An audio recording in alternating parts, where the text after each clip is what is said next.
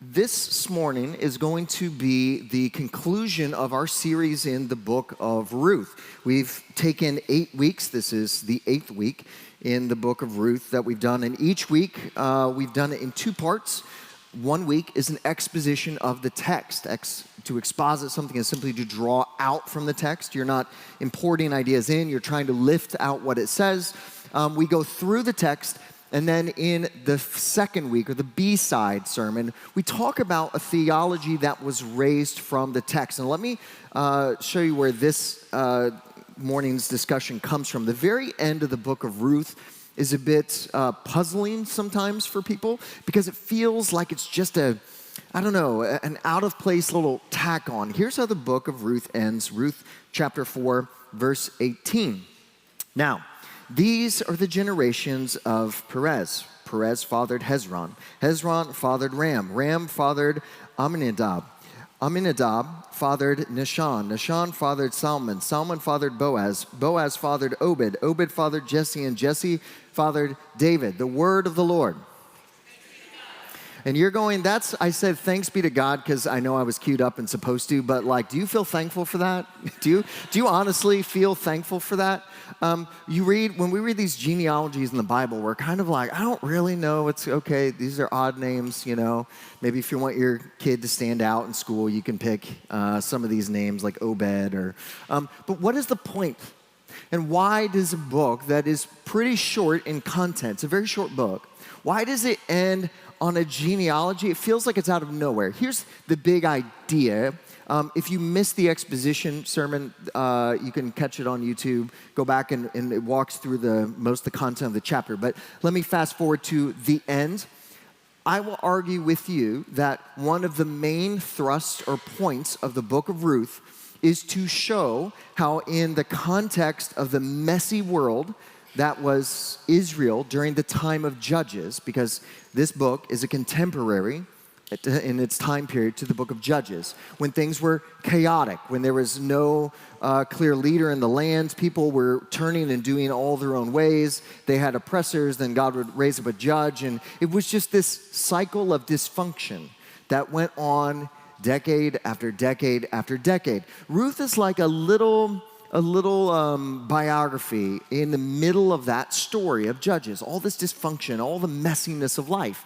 Ruth kind of comes in and gives a little snapshot of life during that time. And here's kind of the big idea of Ruth. Even in the messiness of life, and it was very messy then, God was still working. And Ruth is interesting because God is actually not mentioned very much. And when he is mentioned, it's a little formulaic of like a prayer or something. It's mostly just a narration of people living life. And it got messy. And it was real. And there was heartbreak. And there was grief. But God was in it all. And in fact, that's why it ends on this little section here. Because it's linking that in all of this messiness, God's grand plan of bringing about a redeemer, bringing about one who will rescue the people, who's going to come through the line of David. God will ensure that that continues even in the messiness of life.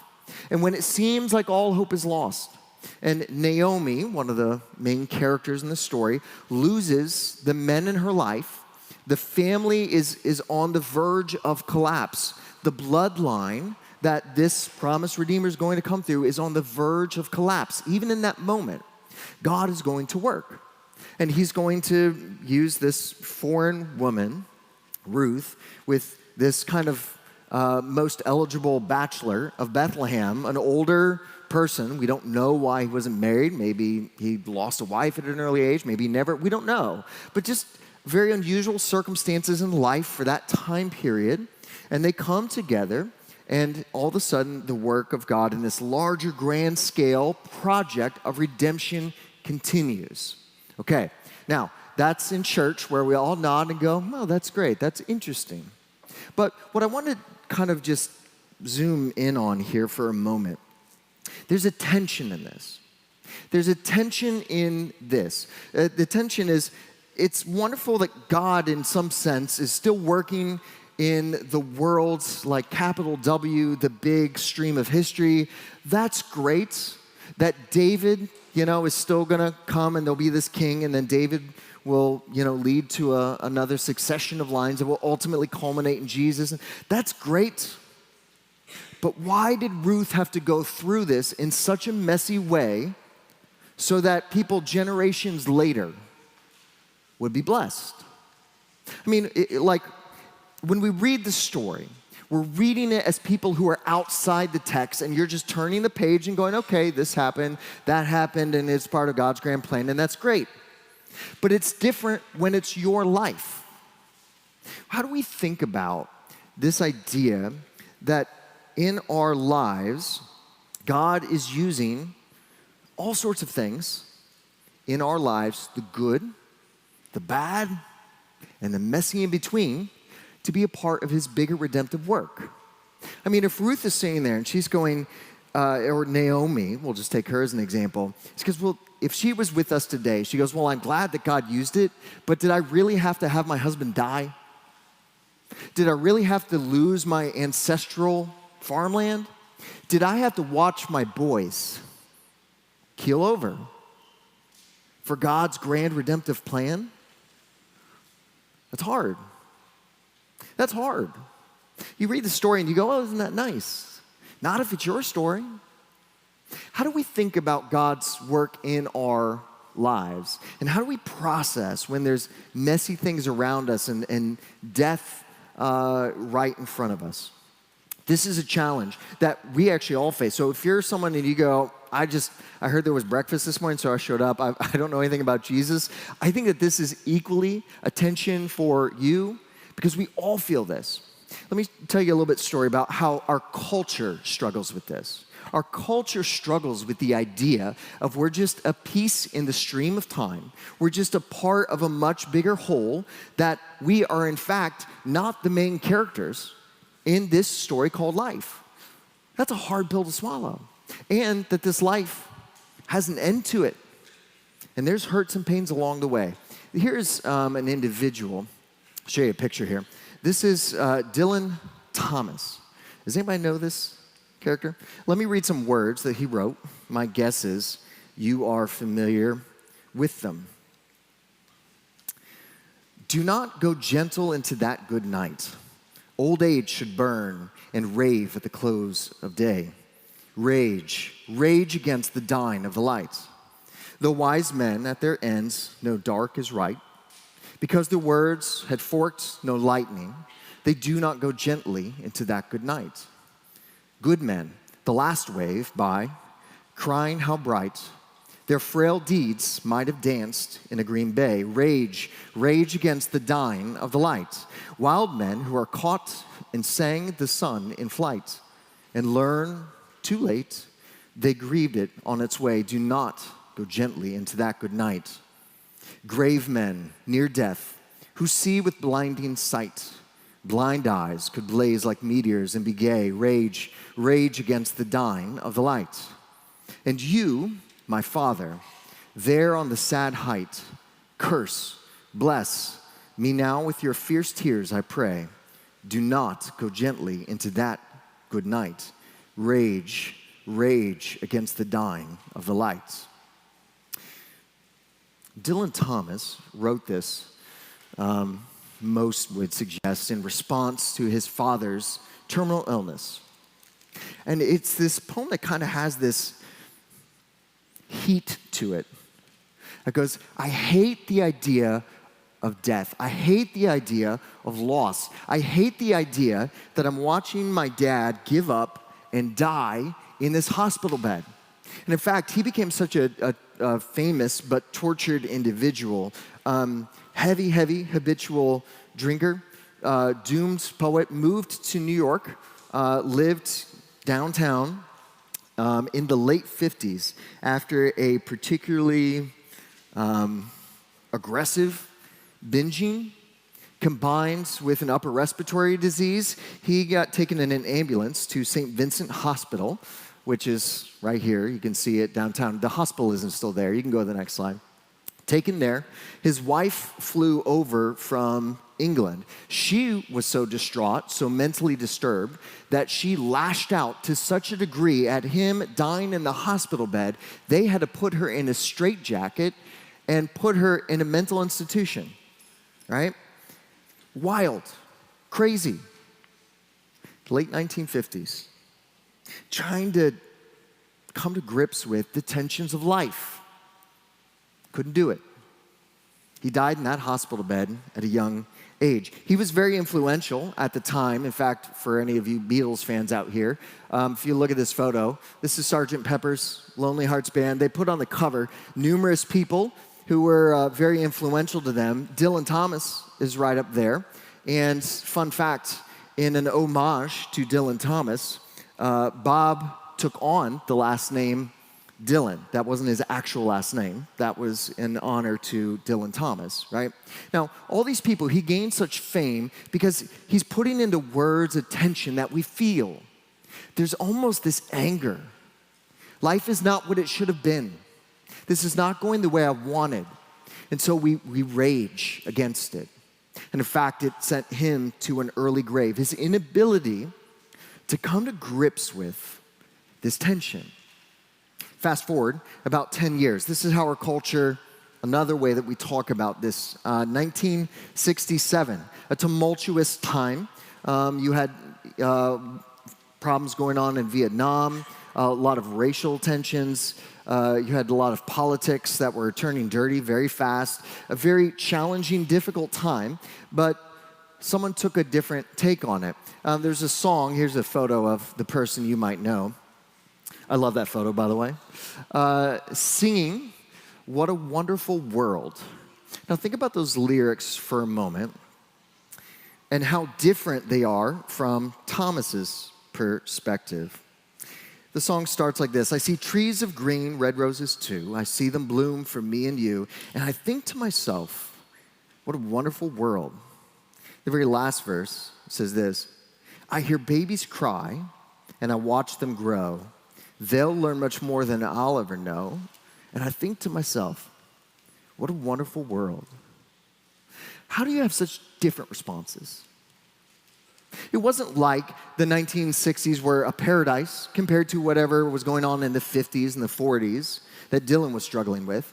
There were still lots of cultural tensions, but one person saw the end of their life and they just melted down into anger and a fierceness, wanting to fight. Ended in a hospital in Lower Manhattan. 10 years later, you have a similar challenging circumstance, and yet there's someone who's looking at the end of life and looking at children and going, man, I'm so excited for this next group. Even though I'm not going to be here to see it, what a wonderful world. Those are wildly different ways to interpret life. As a pastor, you journey with people through all sorts of seasons. I journey through, baby blessings and, Matt and Heidi when they were like dating. You get married, you have a baby, and they move on. I was at a wedding yesterday. I'm also at a lot of funerals, talking with families, visiting people at a later stage of life. It's amazing how much your perspective will shape what you are like at the end of your life. I will visit people who have just literal tears of gratitude for what God has done in their lives. And they just look back on it, and whether they felt like it was long or it was short, they look back and they go, man, God has been so faithful and so good. And friends, I've also been at the bedside of people who are so angry. So angry. And they're bitter at the next generation because they're going to have time that they're out of. What shapes this? What drives these things? How is it that in a story that was as tragic as Ruth's, and friends, it's not really a fairy tale story. It's a second marriage. There was a lot of death, dysfunction. She lived in poverty, right? Like it has a happier ending. But friends, it was a real bumpy road. She wasn't in a tower somewhere letting her hair down and then she rides off on a horse. It was really, really hard. And yet there's this gratitude at the end of life. How do you get there? In fact, if you're struggling right now with just this deep-seated disillusionment, or maybe it's bitterness, Maybe you're fighting it, the losses, the hurts. What do you do? Well, when we face these problems, the first question that comes up is invariably why. When tragedy happens and someone calls and they go, I can't believe this happened, the first question out of most all of our mouths is why. The inevitability of why. It's something that the brain is trying to make sense of our problems. Your brain tries to frame things and make sense of it in the same way that your lungs are reaching for air. Our brains are meaning-making machines. And so when something happens and we feel overwhelmed, we go, why? Why did this happen? But there's a problem of why. There's a problem with why, because if we don't frame the question well, it could very well destroy your soul. And you could go down one path where you're angry and you're raging, or that same question framed differently could lead you in a direction where you're feeling the grace and goodness of God. One of the main things that's going to change it is what the kids, the youths, call these days main character energy. Who has heard the term main character energy? All my main characters in the room. If you don't know this is coming from like the video game world, okay? So when you're in a video game, you're controlling the character to your point of view. You're the person. Everybody else there is a supporting cast, okay? They're called NPCs, non-player characters. So when I go up and I go to do something, the person has a scripted response that they always do. You know, the whole world is curated for your experience. When you are the lead in the movie, the lead in the show, and every episode is about you. That's the main character. And main character energy is this perspective where you go, I am the main character of life.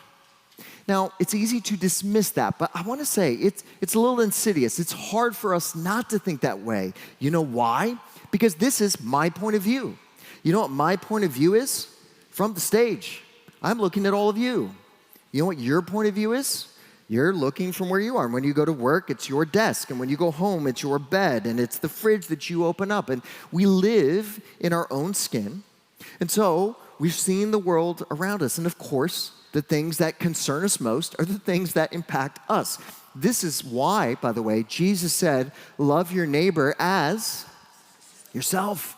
Because it is so natural to care for yourselves. Husbands, love your wives. Care for them as you so naturally and easily care for yourselves. It is so tempting to go, because of my perspective, it's very understandable, but it takes another step. When all of a sudden, it's not just, well, obviously I have to live from my own viewpoint here, but when we start to imagine all of this life, it's really for me. And how the chapters in my life are going, whether it's on time and sufficiently good, then it's a good story and the world is good. But if all of a sudden bad things are happening to me and I feel behind or I'm too far ahead or whatever it is, this world's awful. There's a difference between being self-centered versus God-centered. And in fact, this right here is going to wildly shape how you experience your life. If all of life is centered on the good and bad that happens to you, then it's going to be a fickle ride. But the Christian actually has a different option here. It's to be God-centered. Here's kind of the two key takeaways from this right here. The Christian needs to acknowledge, I am not the main character, okay? You need to acknowledge you are not the main character. That life is not primarily for and about you. And not everything that happens, good or bad, is a direct boon or insult to who you are as a person and all this. We are a part of a whole. This is particularly difficult in our current setting and culture because we have such an individualistic view of life that's pretty foreign from what the Bible is. So if I were to say to you, like, your generation and your tribe, you're going to go through a whole bunch of terrible things, but your generation and tribe, 100 years from now, is going to be better for it. Who wants that deal, right? But that's how Ruth talks. It was worth it for someone I'm never going to meet. Not in this life, anyway. How do we think about that? First of all, I'm not the main character, but I am a part of the cast. Just because it's not centered on you does not mean you're not valuable. It's not important. Your experiences are not meaningful. You are a part of the cast. So here's the question we've been asking. How do I see God in my life? Now, I mentioned also the first week that Ruth, if there's a book that's similar to Ruth, it would be the book of Job. I would have also accepted Esther because it's a point of view from a female perspective. Also a bold woman. But Job, Ruth, and you. So Ruth is kind of a narration of what Job is asking. Job, by the way, even though it's not the first listed in your Bible, chronologically speaking, Job is the oldest book. It was the first book that was penned and written. And consider the fact that in a whole lot of words, and there's a lot of words in the book of Job, okay? It comes down to this one question. Why do bad things happen in our lives? That's the question. And so Job has all these bad things happen to him, and I mean, pretty horrific, trauma upon trauma. All of his children are killed, his livestock is killed, his health is gone, his friends kind of turn on him, pick on him. I mean, every possible thing minus your life is gone. Why did this happen? How do we think about life?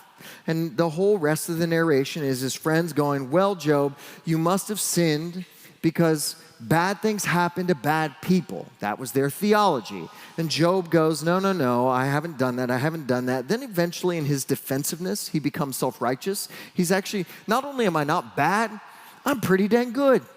And then he gets a rebuke from God at the end.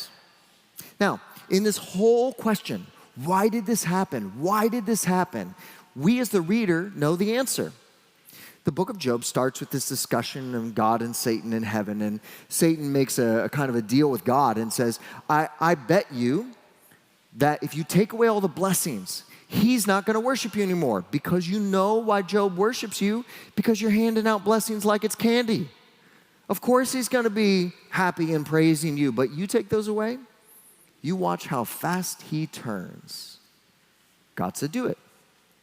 Now, chapters after chapters. Why?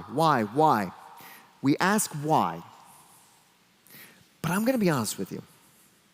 Unless we have the right framework, why could become a problem. Because, do you know what the why was for Job? We know as the reader. Let's say Job goes, God, I'm in boils. I'm just in pain. I've got boils everywhere. I've lost everyone. I'm out of tears for how many kids I've buried.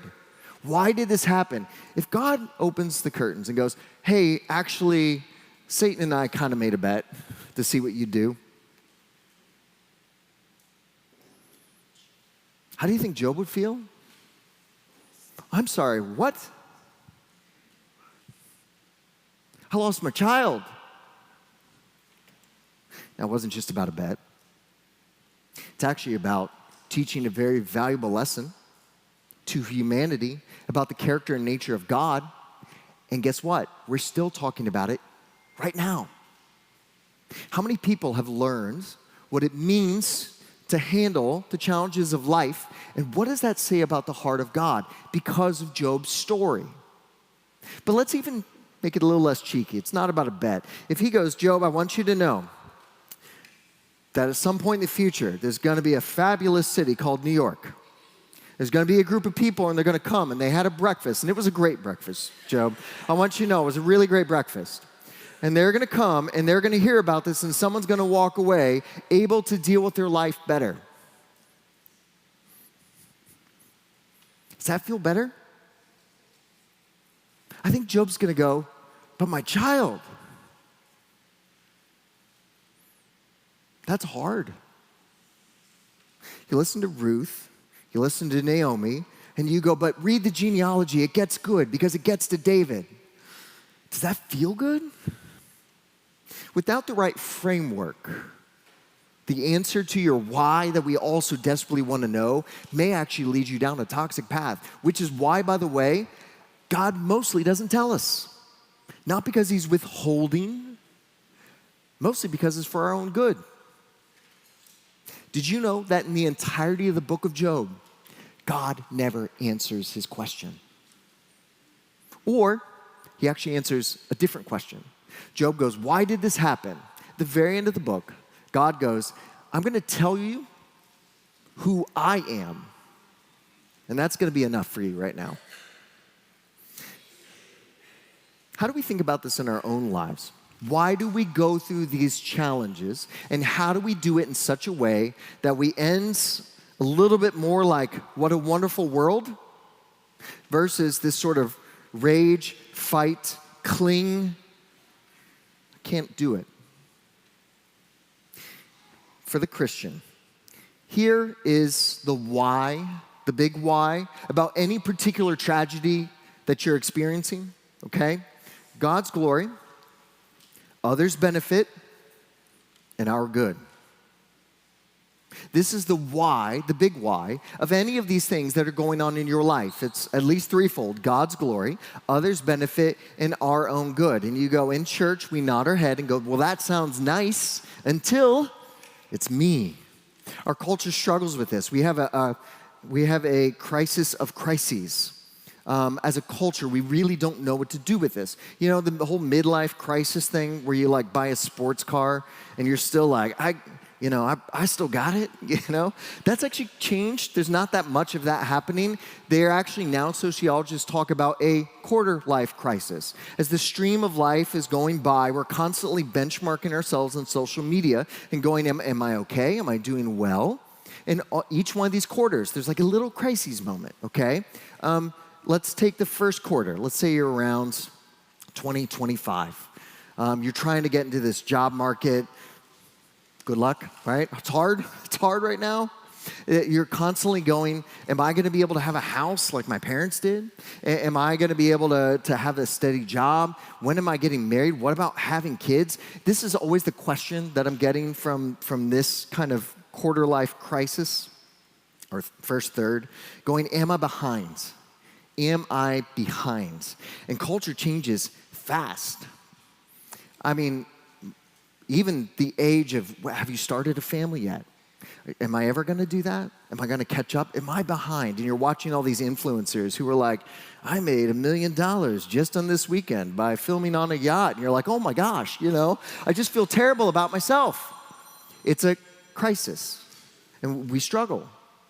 How do I think about my life? Then you go on, let's say middle age, where I'm firmly planted with both feet.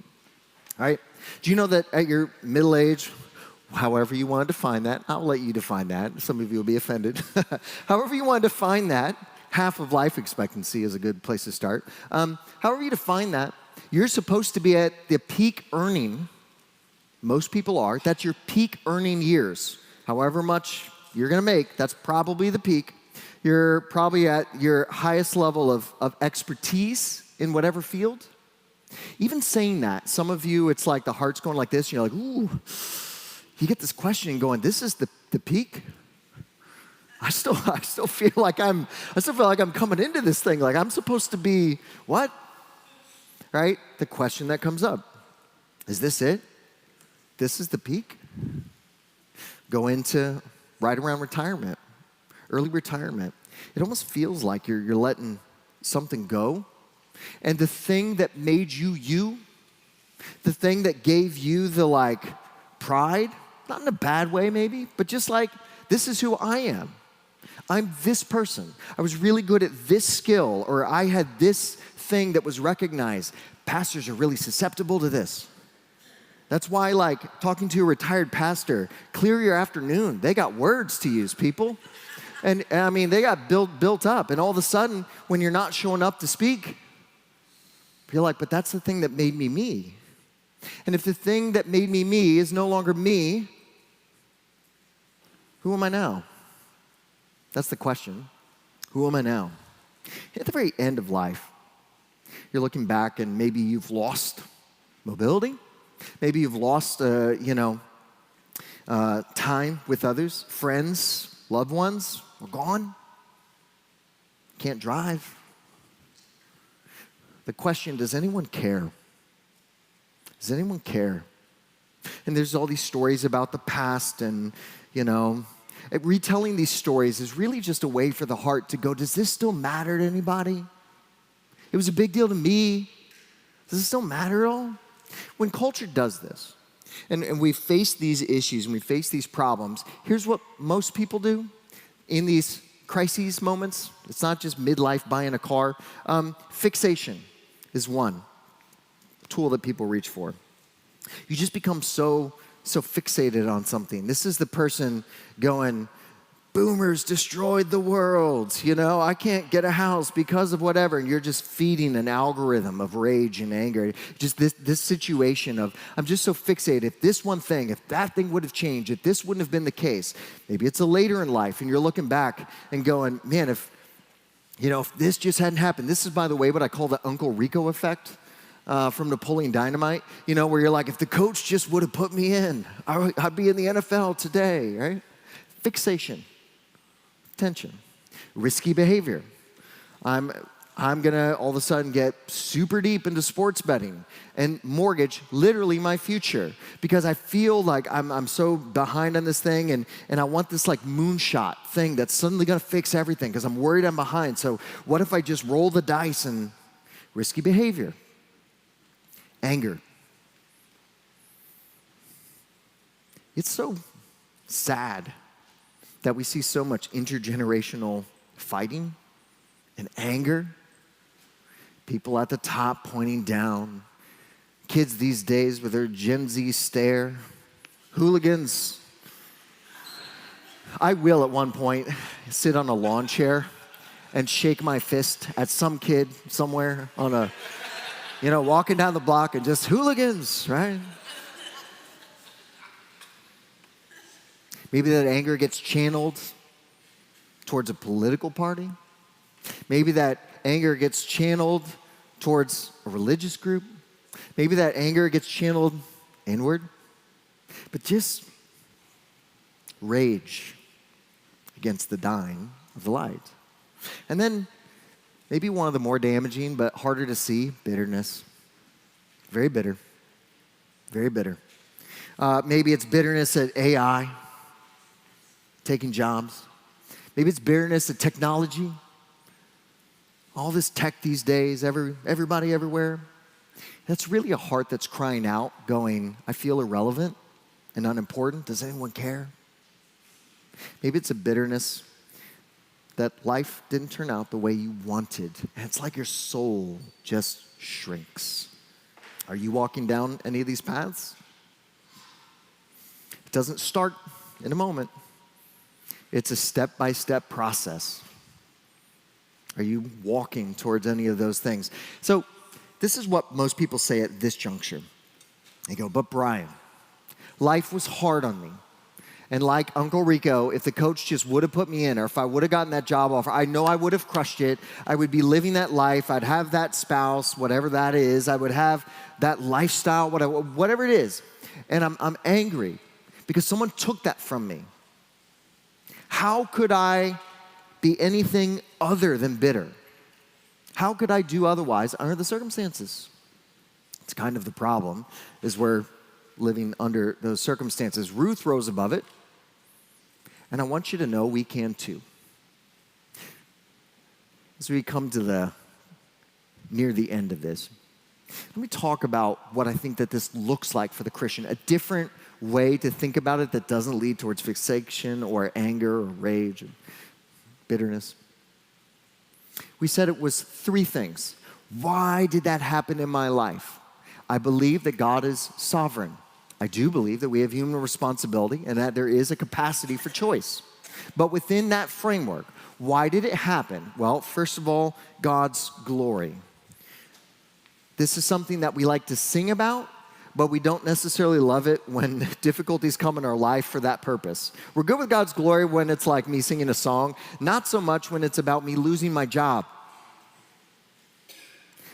But they're both for God's glory. That when we are living a life that is responsive to God, that is trusting in God, that some trust in horses and chariots and their resumes and their 401ks, but we Trust in the Lord our God. Did you know, by the way, trust is not required when it's all working out? Implicit in that statement is the fact that something has gone wrong, I don't know what to do about it, and I don't happen to have a bunch of horses behind me. I'm not even sure what horses would do, right? But I'm going to trust in God. In those moments of tension, think through the life of Christ. How many difficult moments were there? Confrontations, losses. And it was a beautiful example of what does it look like to live through the highs and lows of life, glorifying God through our actions, through trust, through worship, praying for Him to work. And even when it's hard, going, God, this is for you. If your situation is hard, you can still glorify God, my friend. If your situation is easy, you can still glorify God. And anything in between, you still have purpose. I don't care if you're sitting at home and you're feeling like, I'm stuck, I can't go anywhere. Even in that place, you can live out your purpose and glorify God. If you breathe, you have purpose. Whether society recognizes it or not, it glorifies God. It's also for others' benefit. This is where it gets tricky for us. The Job effect, the Ruth effect. This is about generations and genealogies, and my life is somehow to support others. That's hard because I feel kind of like I'm the main character of life. I mean, think about just the weird mix of pride when you're helping somebody and in their career, and you're coaching them or you're teaching them, and they launch to a level that you wished you would have gotten to. Or you're a singer and, now you're mostly vocally coaching, and all of a sudden, like, you coach this person and they get a hit single and they're famous. And you go, oh, I'm so glad for you. And you're like secretly bitter too of like, why wasn't that me? What does that look like spiritually? Raising kids. Your life is intended to be for others' benefit as well. Jesus said it this way, love God, then love your neighbor, because it's the otherness that mirrors the heart of God. A heart that loved so much, by the way, that He sent His only begotten Son for others. When we do that, we're mirroring that. And then lastly, the Bible says that it is for our own good. God works all things together for.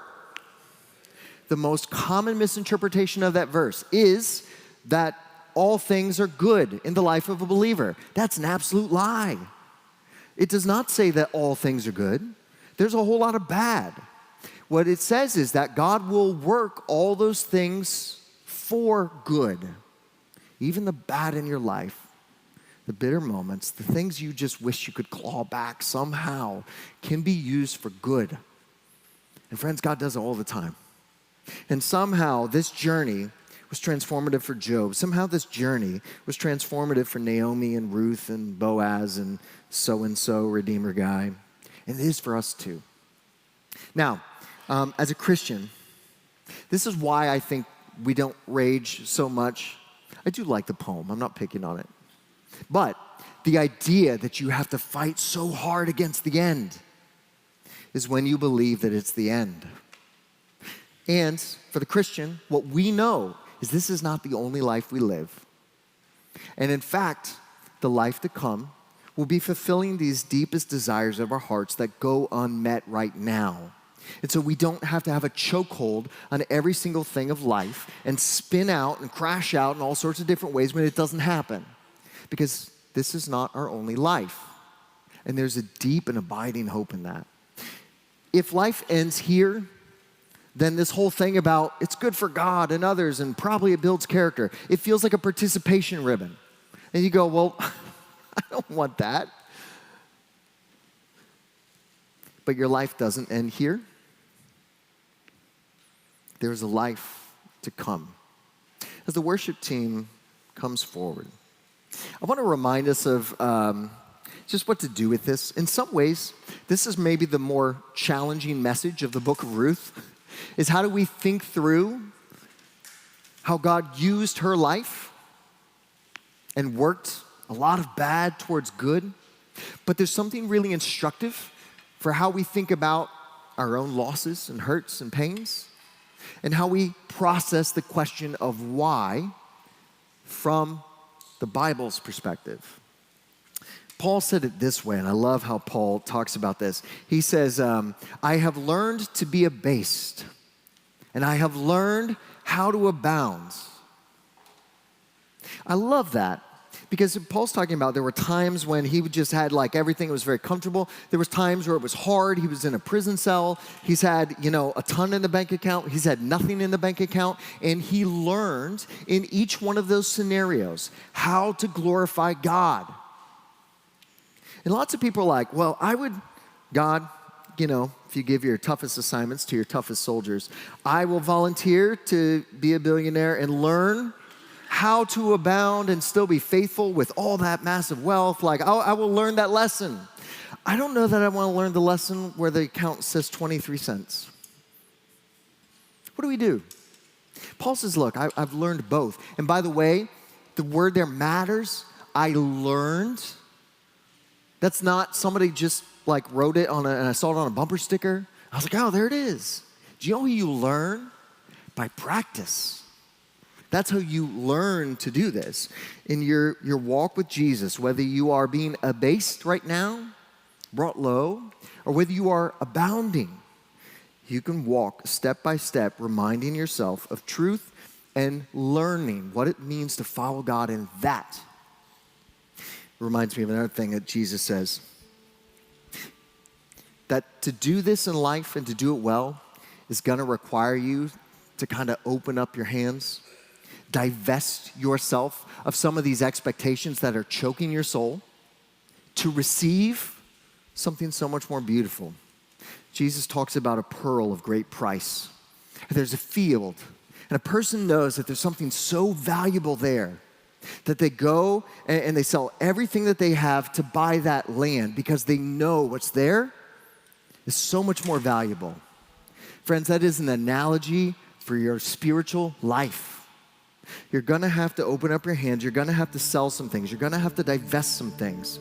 But I promise you, there's something beautiful there. That there's this beautiful, true relationship, Christ himself, that you can receive and take in and actually meet the real desires of your souls that are coming out in all sorts of different ways. So how do we learn? How do you practice this, whether you're abounding or being abased or somewhere in the messy middle? Maybe it's just repeating truth to yourself, and maybe that truth sounds a little like this. Here's what you can say to yourself this week. My life does not end here, and my labor is not in vain. My life does not end here. This is not the only life we live, friends. That changes everything. And my labor is not in vain. The challenges, the difficulties, you may never see the fruit of it. I don't even think Ruth could imagine that there's a room full of people talking about her thousands, tens of thousands of years later. I can't even imagine she would even think about that. All the things that she went through, God is still using for good. Friends, your labor is not in vain. Father in heaven, teach us appropriate humility. Teach us to be a part of your whole and to be grateful for it. Remind us of the truth that our lives do not end here. And Father, as we serve faithfully, success is not required, faith is. And so whether we feel successful, accomplished, meaningful, remembered, cared for, or something else, give us grace to walk faithfully, to labor in the vineyard until you return. And so, Father, we wait with open hands. May we receive you, and may our souls thrive in that moment. In Jesus' name we pray. Amen.